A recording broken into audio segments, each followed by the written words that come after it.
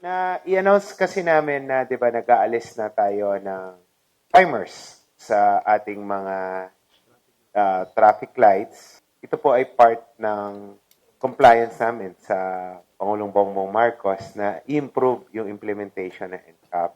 In fact, improvement po ito para sa safety ng motorista.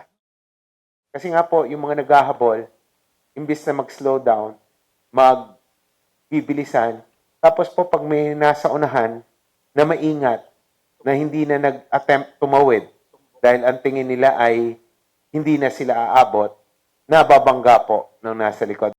Nilinaw ng Metropolitan Manila Development Authority o MMDA na hindi trap o patibong para sa no contact apprehension policy ang pagtanggal ng timer sa mga traffic light.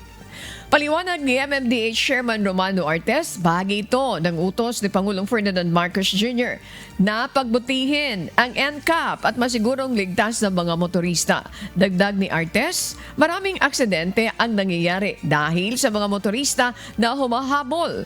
Humahabol pa kahit naka-red light na, noong may timer pa ang mga traffic signal.